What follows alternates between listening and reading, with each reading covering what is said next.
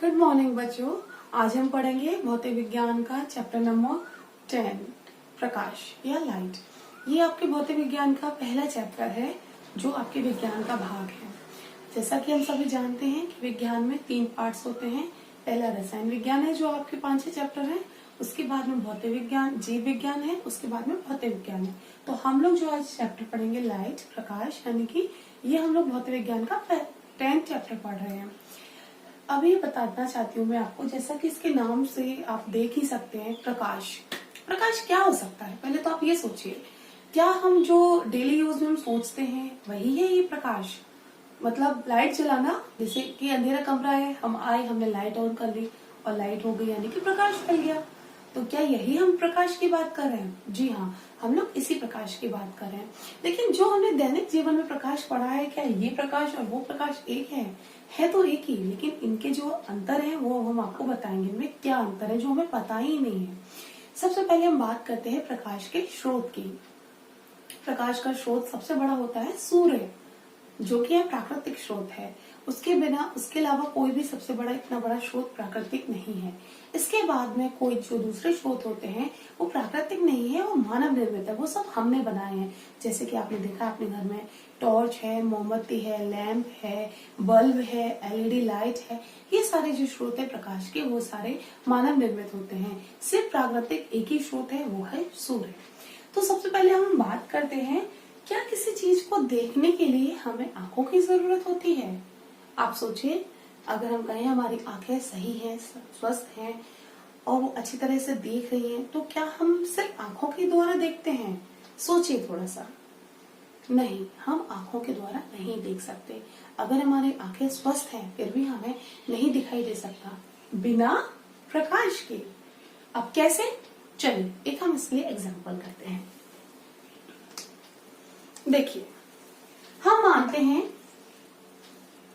हमारे पास ये कमरा है, एक ये कमरा है, ठीक है, और दोनों ही कमरे हमारे कैसे हैं? अंधेरे में हैं।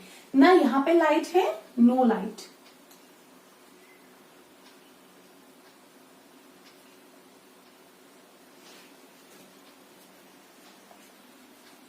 और नो लाइट, दोनों में ही लाइट नहीं है यहाँ पर।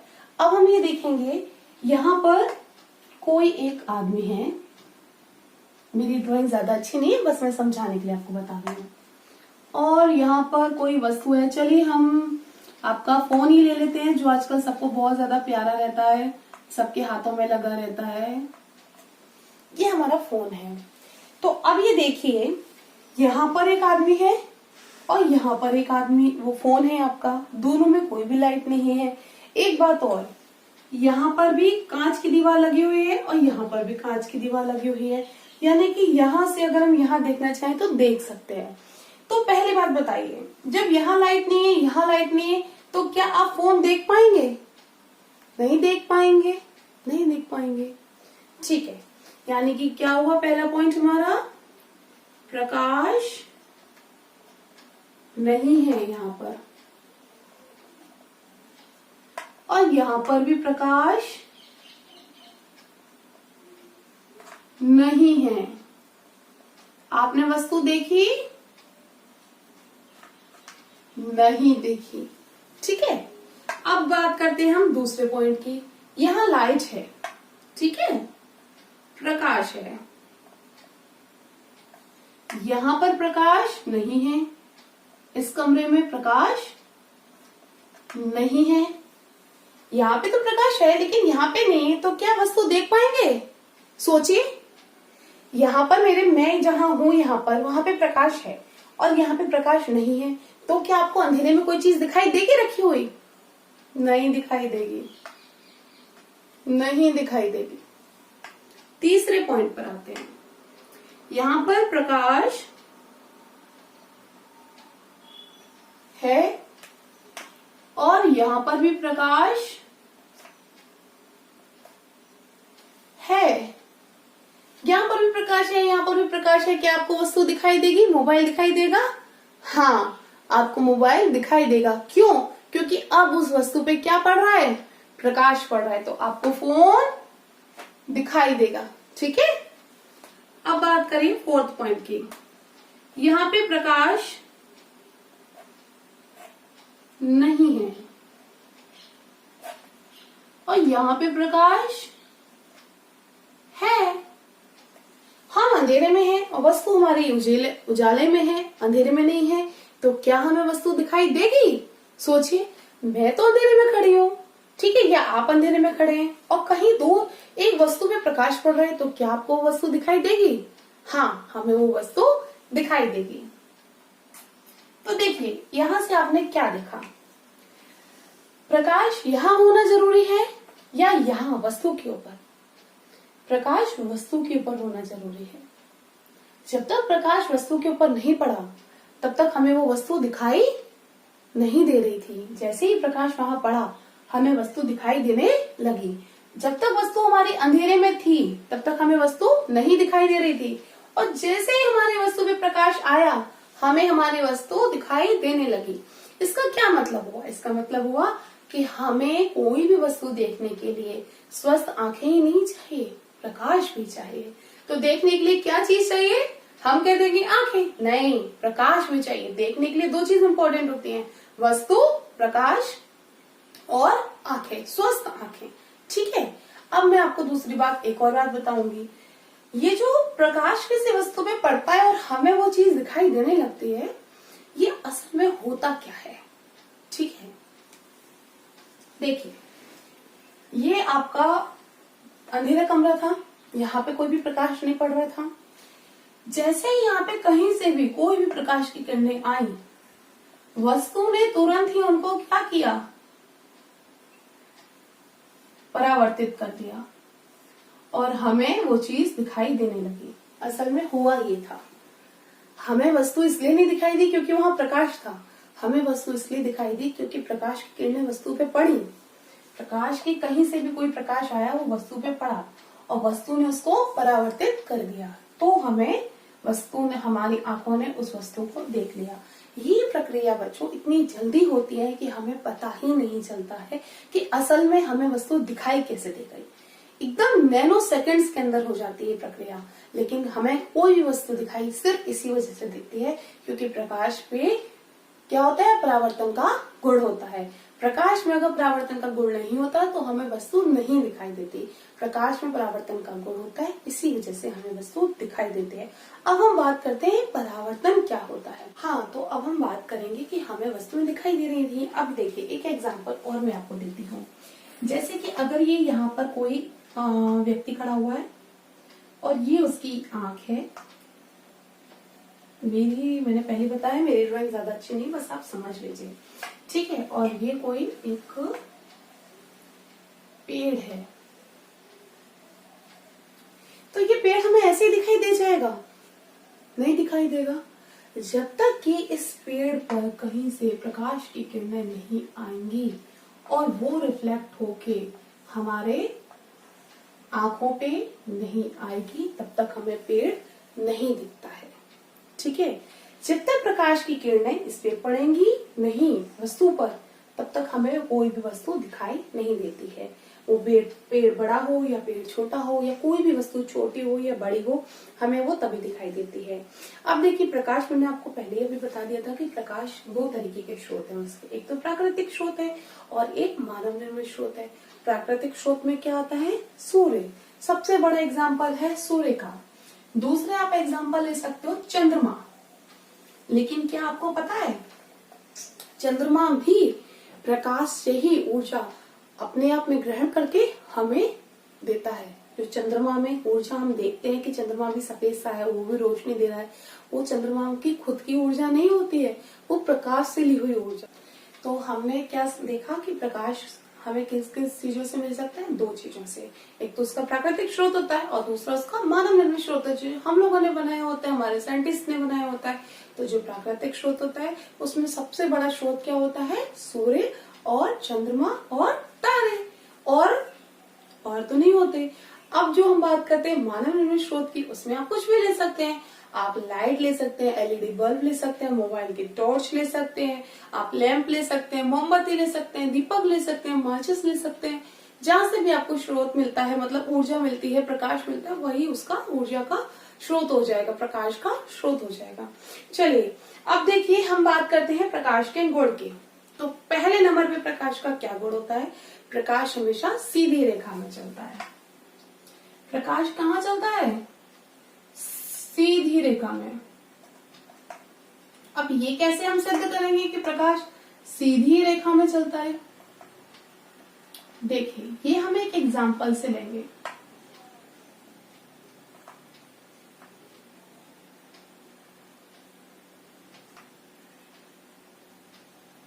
ये हम एक एग्जाम्पल से सिद्ध करेंगे कि प्रकाश हमेशा सीधी रेखा में चलता है।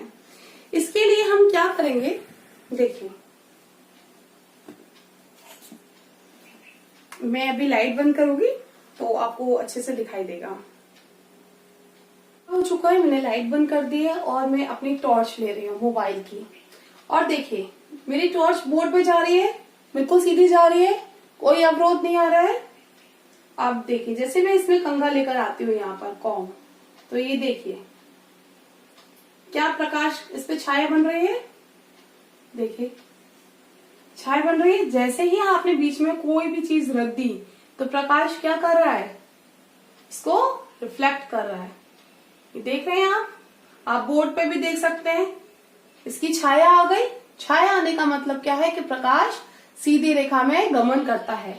जैसे ही उसके उसमें रास्ते में कोई भी रोधक आ जाता है, मतलब रास्ते को रोकने वाला आ जाता है, ये रोकने वाला आ गया तो वो उसकी क्या कर देता है? छाया बना देता है। अब यहाँ पे आप कुछ भी ले सकते हैं। मैंने अपना हाथ रख लिया, देखिए मेरा हाथ की छाया चली गई उधर पीछे। तो इससे हमें क्या समझ में आता है कि प्रकाश सीधी रेखा में चलता है। और एक चीज देखिए, जैसे अगर आपने किसी लाइट को किसी दर्पण पे डाला, समतल दर्पण पे, ये मेरे पास एक मिरर है, इस पे मैंने डाला, देखिए इसकी लाइट को मैं मिरर इस पे डाल रही हूँ।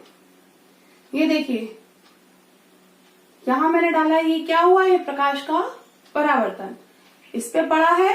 और ये देखिए आपको दिखाई दे रहा है यहाँ 14, ये प्रकाश क्या कर रहा है? परावर्तन कर रहा है, रिफ्लेक्ट कर रहा है हमारी तरफ। ये देखिए अभी सीधा नहीं जा रहा है, इसने ये क्या किया? प्रकाश को हमारी तरफ रिफ्लेक्ट कर दिया। देख रहे हैं यहाँ पे 14, आप ऐसे आराम से देख सकते हैं। देखिए ये देखिए बोर्ड पर ही पूरा शीशा बन चुका है। ये क्या हो रहा है? ये रिफ्लेक्ट हो रहा है। देख रहे हैं ना आप, ये रिफ्लेक्ट हो रहा है। आप पास में लाएंगे, देखिए जितना दूर ले जाएंगे इतना छोटा होता जाएगा, जितना पास में ला रहे हैं इतना बड़ा होता जा रहा है। देखिए बड़ा होता जा रहा है, ऊपर दीवार पर भी जा रहा है। तो इससे हमें एक चीज पता चलती है, इससे हमें ये पता चलता है कि प्रकाश सीधी रेखा में गमन करता है। और जैसे ही हमने प्रकाश को तो समतल दर्पण पे डाला था, पॉलिश वाले समतल दर्पण पे, तो प्रकाश उसने क्या किया? उसे रिफ्लेक्ट कर दिया, तो यानी कि परावर्तन कर दिया उसका। अब हम एक और एग्जांपल लेंगे, प्रकाश सीधी रेखा में चलता है उसका। देखिए मान लीजिए ये कोई दीवार है, ठीक है, कोई भी कमरा है उसकी ये दीवार है। अब यहाँ पर मैंने कोई एक बल्ब टाइप की चीज ले ली है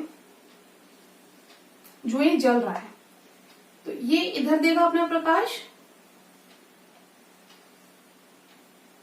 बच्चों एक चीज और याद रखिएगा, ये जो एरो में ऐसे बनाती हूं, ये इसका मतलब है ये दिशा को निर्देशित कर रहा है कि प्रकाश की दिशा कहाँ जा रही है, प्रकाश की क्या दिशा है।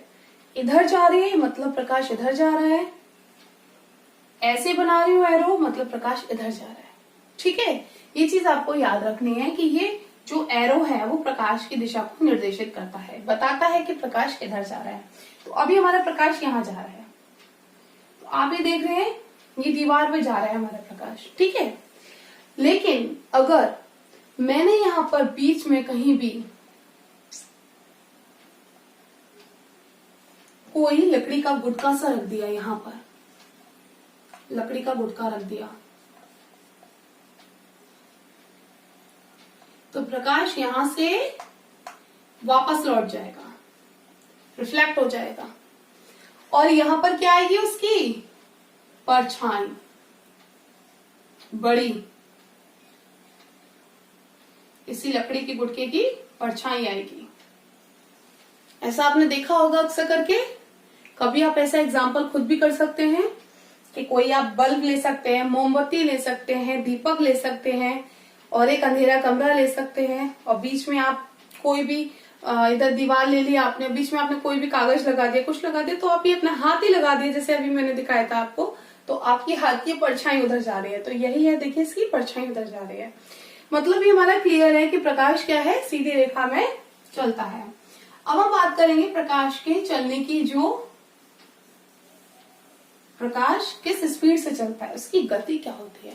प्रकाश के चलने की गति होती है 3 × 10⁸ मीटर पर सेकेंड।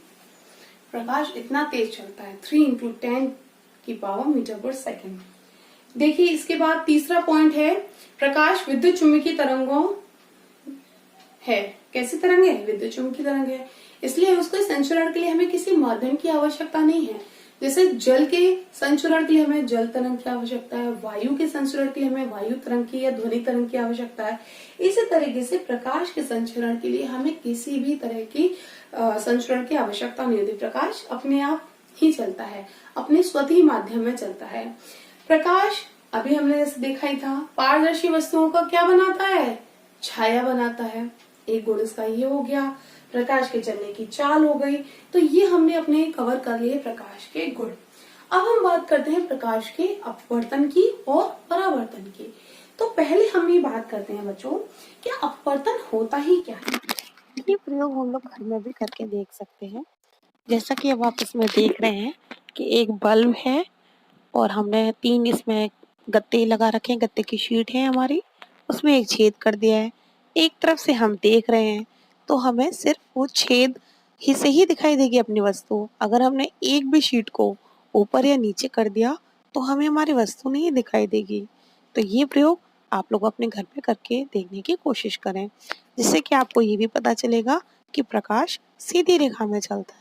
यह बल्ब की जगह का बल्ब नहीं है, तो आप अपने घर में से कैंडल भी ले सकते हैं या मोमबत्ती ले सकते हैं या आप दीपक ले सकते हैं। बल्ब है तो बहुत अच्छी बात है, नहीं तो आप कुछ भी ले सकते हैं, लेकिन कमरा अंधेरा होना चाहिए। उसके बाद में आप तुरंत ही बल्ब दीपक जलाएंगे या मोमबत्ती जलाएंगे और आप ये देखेंगे तो आपको सब दिखाई देगा। ये देखिए, ये है प्रकाश के गुण। प्रकाश सरल सीधी रेखा में गमन करता है। प्रकाश विद्युत चुम्बकीय तरंग है, इसलिए इसे संचरण के माध्यम की आवश्यकता नहीं पड़ती है। प्रकाश अपारदर्शी वस्तुओं की तीक्ष्ण छाया बनाता है, जो कि मैंने आपको प्रैक्टिकल करके भी बताया। प्रकाश की चाल निर्वात में सबसे अधिक होती है। ये 3 × 10⁸ मीटर पर सेकेंड होती है। ये बहुत ही इम्पोर्टेंट क्वेश्चन है बच्चों 1 नंबर में ये आके पूछा जा सकता है या 2 से 3 नंबर में ये क्वेश्चन भी आ सकता है, प्रकाश के गुण बताइए। तो आपको ये सब याद होने चाहिए कि प्रकाश के गुण क्या है और प्रकाश की निर्वात में चाल सबसे अधिक होती है, वो क्या है। तो अब हम बात करते हैं प्रकाश के अपवर्तन एवं परावर्तन की। इस चैप्टर में आगे हमें यही पढ़ना है, अपवर्तन एवं परावर्तन। तो हम पहले ही बताइए, क्या आपको इन शब्दों से कुछ समझ में आ रहा है, अपवर्तन क्या है या परावर्तन क्या है। आपने वैसे 9th क्लास में ये पढ़ा होगा कि अपवर्तन क्या होता है, परावर्तन क्या होता है। चलिए मैं बताती हूँ। पहले हम बात करेंगे परावर्तन की। जैसे अगर मैं बॉल है मेरे हाथ में, ठीक है, मैं लूंगी बॉल, दीवार में मारूंगी, तो क्या होगा, बॉल वापस मेरे पास आएगी। इस क्रिया को हम कहते हैं परावर्तन। इस क्रिया को कहते हैं हम परावर्तन। इसके बाद में बॉल मेरे हाथ में है और सामने मेरे कोई हल्की सी पतली सी कागज की या पॉलिथीन की एक दीवार सी है, बहुत पर्दा टाइप का है। मैंने बॉल ली, मैंने बॉल उसमें फेंकी जोर से, तो वो सीधी उसको फाड़ते हुए आगे निकल जाएगी। इस क्रिया को क्या कहते हैं हम, अपवर्तन। अब कुछ समझ में आ रहा है कि अपवर्तन किसे कहते हैं या परावर्तन किसे कहते हैं। अपवर्तन हम तब कहा जाता है किसी भी चीज को जब वो कोई भी, जैसे प्रकाश का अपवर्तन क्या है, जैसे प्रकाश की किरणें आई और वो सीधी उसी माध्यम में चली जाएंगी। और परावर्तन कब कहेंगे, जब वो प्रकाश की किरणें आएंगी और किसी वस्तु से टकरा कर वो दोबारा वापस आ जाएंगी। इस क्रिया को कहते हैं हम परावर्तन। परावर्तन कब होता है? परावर्तन तब होता है जब हमारे पास कोई समतल दर्पण है। देखिए ये दर्पण कैसा है? समतल दर्पण है, मतलब मिरर है। कैसा है? समतल है। समतल क्यों है ये? क्योंकि देखिए एकदम चिकना है, इसलिए समतल है। अच्छा, समतल दर्पण में क्या होता है बेटा? तो अब हम बात करते हैं प्रकाश के अपवर्तन एवं परावर्तन की। इस चैप्टर में आगे हमें यही पढ़ना है, अपवर्तन एवं परावर्तन।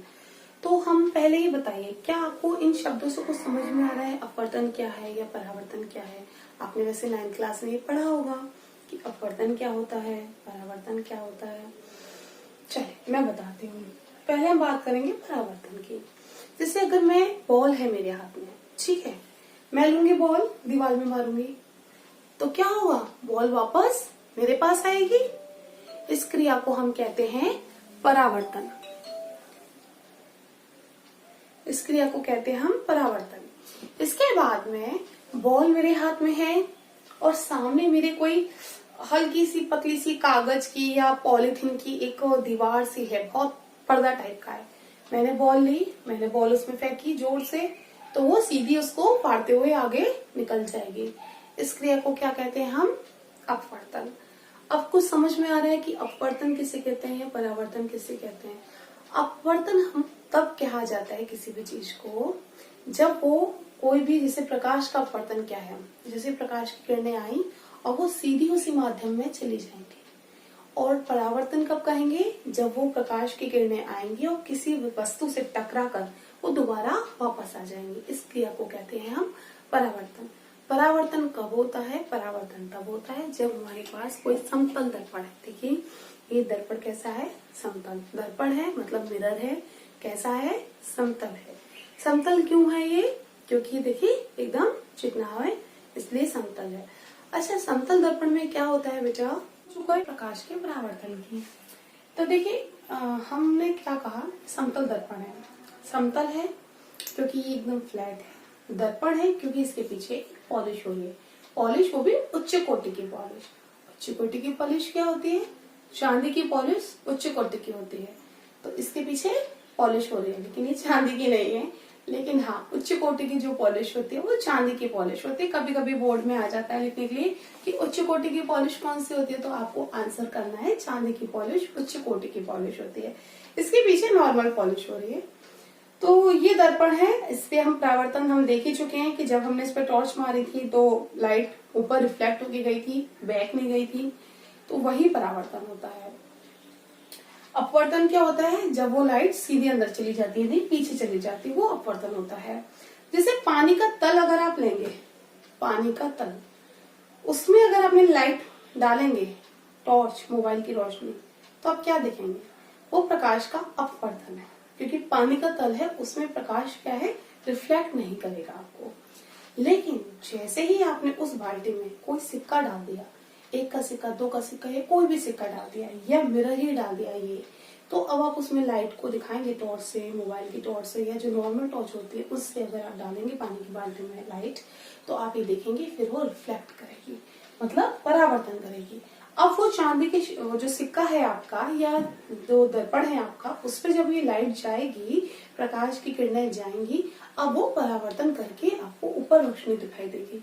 एग्जाम्पल है, आप खुद करिए, देखिए अपना प्रयोग ये घर में, सबके घर में एक बाल्टी होगी पानी की, मोबाइल टॉर्च सबके पास है ही, आजकल स्मार्टफोन है उसमें टॉर्च होती है, सिक्का डालिए, उस पर लाइट डालिए, आप देखिए।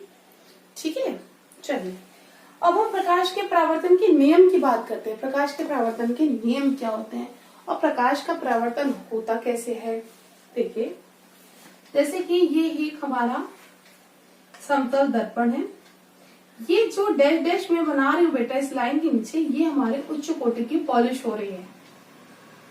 ठीक है, जैसे कि ये बताया मैंने आपको, दर्पण पे उच्च कोटि की पॉलिश है, तो अगर इस तरीके से रख रहे हैं हम तो ऐसे ही लाइन दिखाएंगे, और ये नीचे पॉलिश है तो इस तरीके से दिखाई जाती है पॉलिश। ठीक है, प्रकाश की किरणें आई, आ रही हैं, आ रही हैं। हमें याद करने की बिल्कुल भी कोई जरूरत नहीं है, बस हमें समझने की जरूरत है। प्रकाश की किरणें आ रही हैं, एरो बता रहा है आ रही हैं, मतलब आपतित किरण,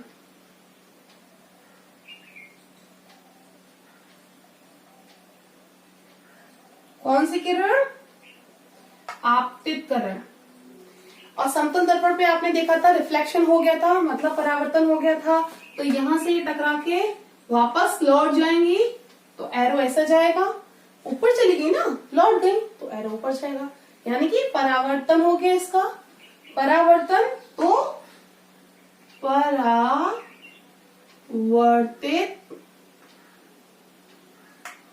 किरण।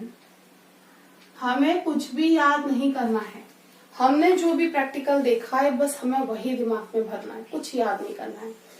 साइंस और मैथ्स दो सब्जेक्ट ऐसे होते हैं जिन्हें याद करने की जरूरत नहीं होती, उन्हें सिर्फ दिमाग में भरना होता है।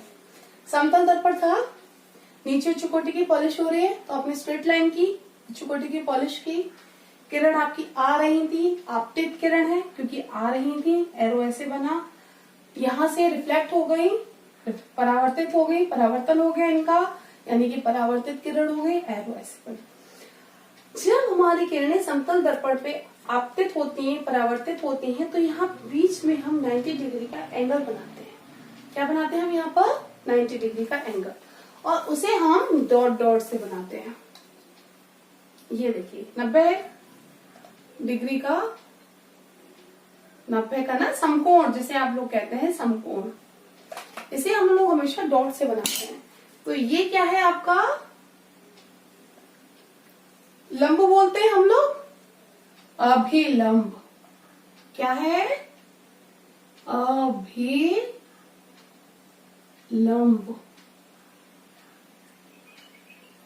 अब ये देखिए आप, ये जो एंगल है आपका अभिलंब और आपतित किरण के बीच का, इसे हम आई कहते हैं, और इस एंगल को हम आर कहते हैं।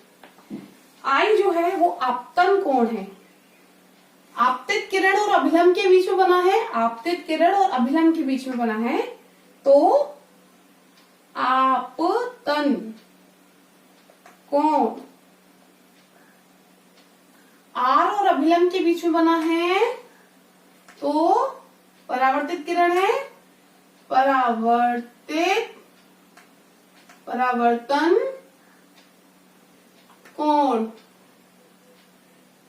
और प्रकाश के परावर्तन का सिर्फ एक नियम होता है, पहला नियम जो इंपॉर्टेंट है, एंगल आई एंगल आर, मतलब आपतन कोण परावर्तन कोण बराबर होते हैं। पहला नियम, आपतन कोण परावर्तन कोण बराबर होते हैं, आपतन कोण एंगल आई एंगल आर बराबर होते हैं। दूसरा नियम, आपतित किरण, अभिलंब और परावर्तित किरण तीनों एक ही तल में होती हैं। आपतित किरण, अभिलंब, परावर्तित किरण तीनों एक ही तल में होती हैं। ये आपका दूसरा नियम है। मैं आपको नोट्स अभी देती हूँ आपकी पीडीएफ फाइल में, उसमें आपको सारी चीजें लिखी हुई मिलेंगी। उसमें आप ये देखना, सेकंड नियम होगा आपतित किरण, अभिलंब, परावर्तित किरण एक ही तल में होते हैं। मेरे पास बोर्ड थोड़ा छोटा है इसलिए मैं लिख नहीं पा रही हूँ। एक ही तल में होते हैं।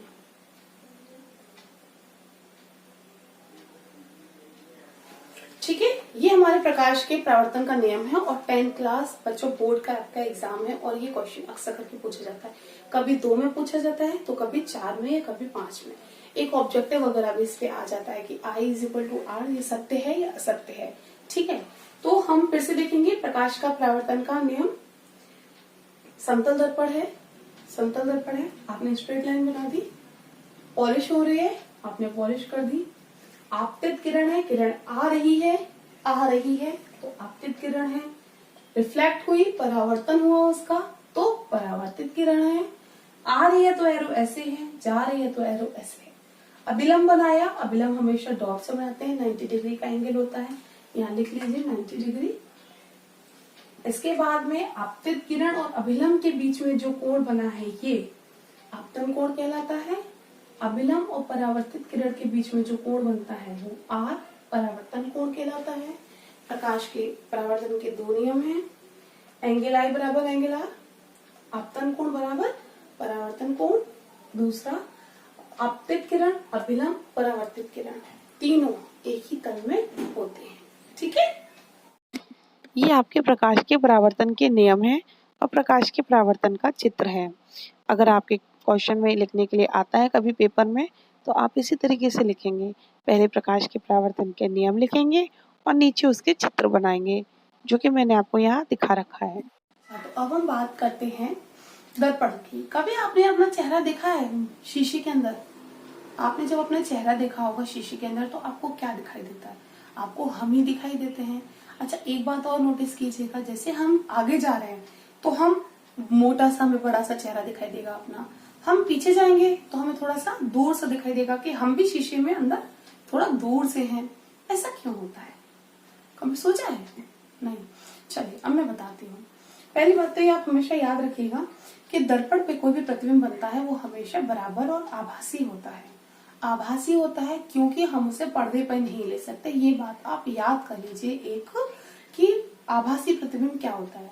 आभासी प्रतिबिंब वो प्रतिबिंब होता है जिसे हम पर्दे पे प्राप्त नहीं कर सकते। ठीक है, कुछ बातें हमें याद भी करनी पड़ेंगी कि आभासी प्रतिबिंब वो होता है जिसे हम पर्दे पे प्राप्त नहीं कर सकते, और वास्तविक प्रतिबिंब वो प्रतिबिंब होता है जिसे हम पर्दे पे प्राप्त कर सकते हैं। ये अंतर कभी कभी पूछे जाते हैं, जो कि मैंने अपने नोट्स में बनाए हैं, और मैं आपको जब पीडीएफ भेजूंगी तो आप उसमें आराम से देख सकते हैं, और बहुत ही सरल भाषा में, तो आप उन्हें पढ़ के याद कर सकते हैं। बस मैंने 4 अंतर लिखे हैं और आप उन्हें आराम से याद कर सकते हैं। कभी कभी 2 नंबर में क्वेश्चन पूछ लिया जाता है, तो हमें पढ़ाई करनी है बोर्ड एग्जाम के हिसाब से, तो हमें क्वेश्चनों पे भी ध्यान देना है कि कौन कौन से क्वेश्चन हमारे बोर्ड एग्जाम में आते हैं, और उन्हें हमें तैयार करना है। तो चलिए हम बात करते हैं। अच्छा, एक बात और बताइए, जैसे कभी आपने देखा होगा चिड़िया, ठीक है, किसी बाहर हमारे आंगन में कहीं भी वो लगाए, शीशा वीशा लगाए, उस पर आके बैठ जाते हैं तो वहां पर टक टक टक टक टक टक करते हैं। क्यों? क्योंकि उसे अपने शीशे के अंदर वो खुद दिखाई दे रही होती है, और वो उसकी चोंच से चोंच मिला के से लड़ रही होती है। उसे लगता है कि मैं लड़ रही हूँ। और कभी कभी मेरी दादी कहती थी कि जैसे चिड़िया ऐसे टक टक करे तो उसे हटा दो वहां से, नहीं तो चिड़िया ये पागल हो जाएगी, क्योंकि उसे नहीं पता कि ये मेरा प्रतिबिंब है। और वो टक टक टक टक करते करते वो पागल हो जाएगी, उसे लगेगा कि मैं लड़ लूं इससे, और जीत तो कभी पाएगी नहीं, क्योंकि वो तो वो खुद ही है। तो वो क्या है? उसका प्रतिबिंब है। और दर्पण पे कैसा प्रतिबिंब मिलता है? आभासी और बराबर। आभासी मतलब जो प्रतिबिंब हम पर्दे पर प्राप्त नहीं कर सकते हैं, वो प्रतिबिंब आभासी प्रतिबिंब होता है। चलो, तो अब हम बात करते हैं अपना एक, हमें दर्पण में क्यों दिखाई देते हैं हम, इसकी। ठीक है, और उसका प्रतिबिंब हमें कैसे दिखता है, और हम आभासी क्यों है, बराबर क्यों है। देखिए, ये मान लीजिए आप अपना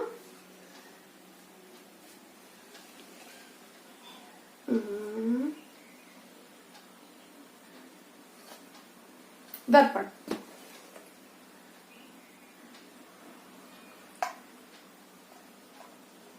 तो अभी हमने क्या देखा था, समतल दर्पण में क्या करनी होती है, पॉलिश। तो चलिए पॉलिश कर देते हैं। कर दी हमने पॉलिश ना।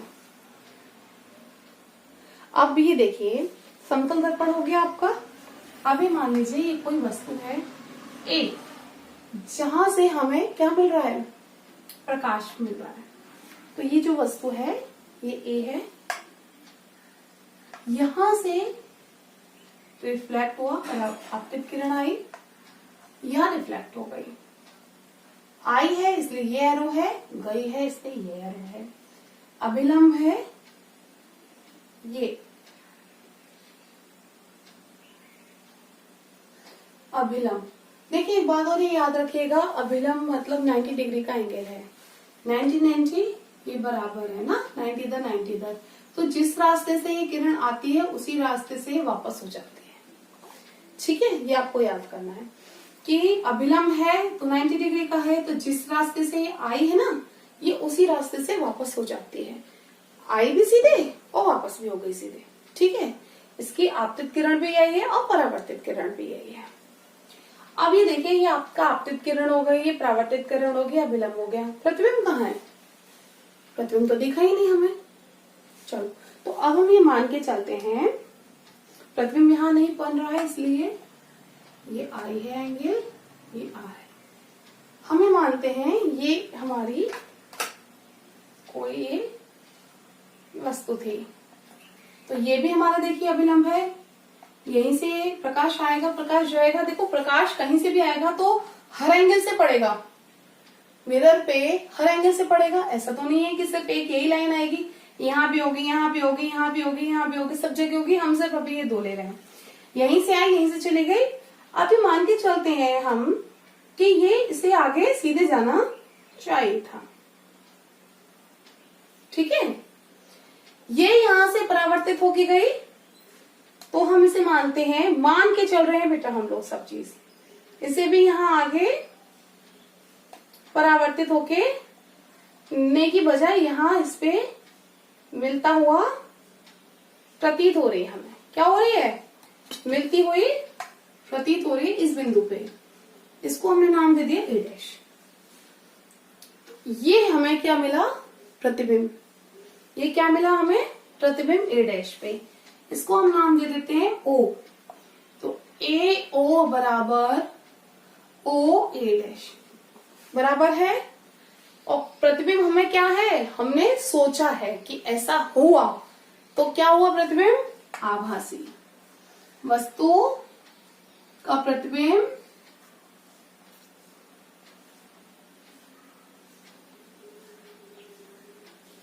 बराबर मिला आपको। और कैसा मिला?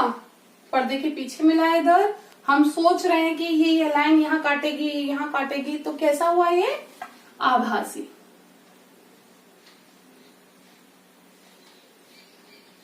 इसको हम पर्दे पे प्राप्त नहीं कर सकते।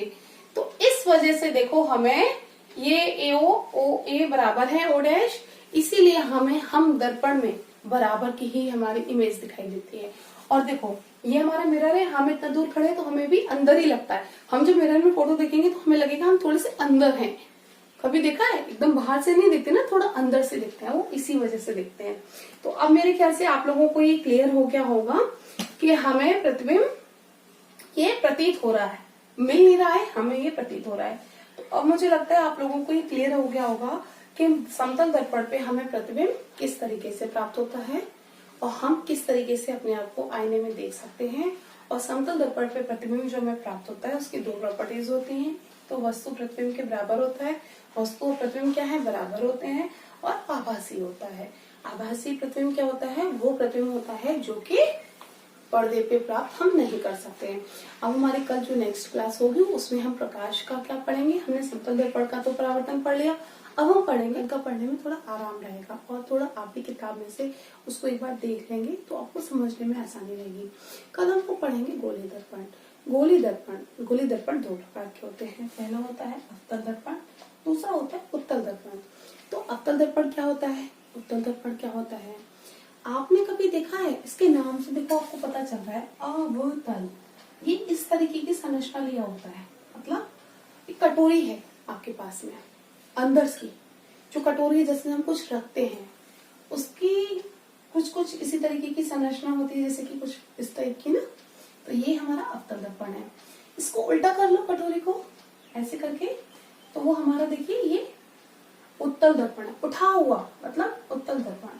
ये देखिए हम लोग इस चम्मच से इसे आसानी से समझ सकते हैं। जैसे कि ये मेरे हाथ में चम्मच है, तो ये देखिए ये जहां हम कुछ लेते हैं ये अंदर गड्ढा है, जहां पर या इसे गड्ढा कहेंगे या अंदर थोड़ा सा दबा हुआ कहेंगे, ये क्या है? अवतल दर्पण है।